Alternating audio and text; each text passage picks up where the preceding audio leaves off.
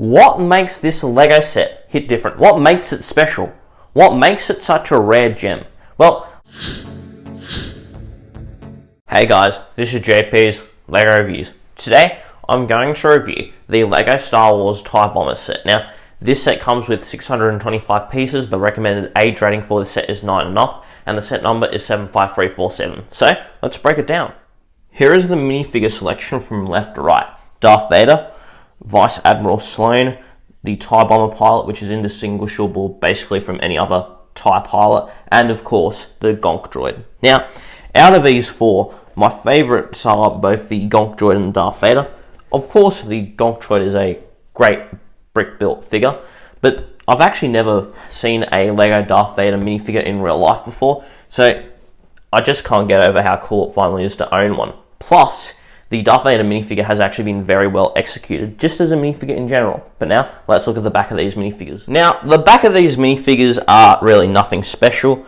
I actually like the printed container piece the Gonk droid uses, but apart from that, they're all pretty mediocre from the back. But now, let's look at their alternate facial expressions before looking at the set itself. Now, funnily enough, none of these minifigures, and even including Darth Vader, none of them actually have a secondary facial expression, which is quite interesting. But this is what Darth Vader's facial expression looks like when his helmet is removed. But now, let's move on to the side build of the set before we get to the main build of the set itself. Now, here is a sort of floating trolley, if you like, moving around things, and you actually get 2 extra bits you get to launch off from the TIE Bomber, but it's not held on by anything, so if I roll it, it will both fall out and then consequently fall off, since it's just designed like this. And to make it look like it's floating, you just have these clear pieces here, and there's really nothing else to show about it except you can place a minifigure to control it, and it has lights. But now, let's move on to the TIE Bomber itself. Here is the TIE Bomber itself. Now, I'm going to quickly show you what this thing looks like from all sides.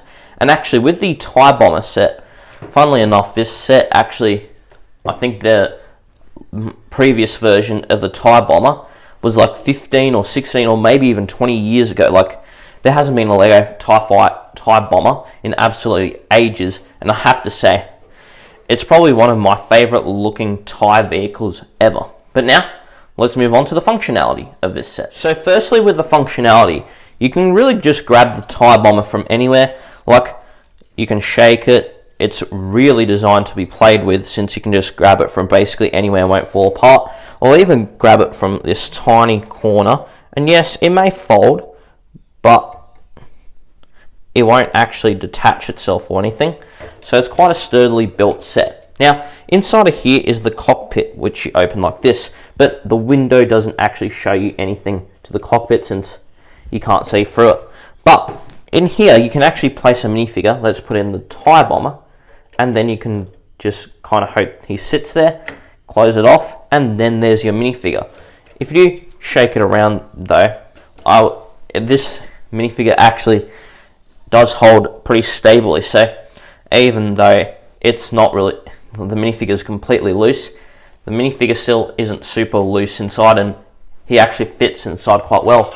You also have exhausts on the back as well, and then you have some stud tile shooters over here. You have 2 of them, and you just fire them by pressing down, and it launches a 1x1 stud tile piece, but I dropped it.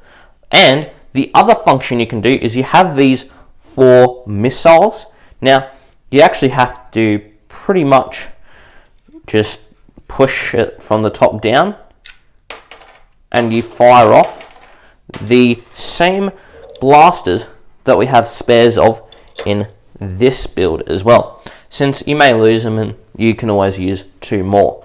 But apart from that, that's actually pretty much it functionality wise. So I'm going to get to the instructions before going to my final thoughts. Also, before I show you this, with this kickstand bit here, you can actually push it completely down, or you can kind of have it at half an angle, so it looks like this. So you can have it anywhere from here, or completely extend it. But now, let's move on to the instruction manual before moving on to my final thoughts officially. Now, here is the instruction booklet for the TIE Bomber. Now, you open it up and there's nothing really too much to it, but at the end you get to see some of the other sets released both in 2023 or even including some 2022 or 2021 sets as well, with more of the original trilogy theming, even though this is technically an Obi-Wan Kenobi set. But now, let's move on to my final thoughts. Now, what are my final thoughts on this Lego set right here? Well, firstly, it looks fantastic.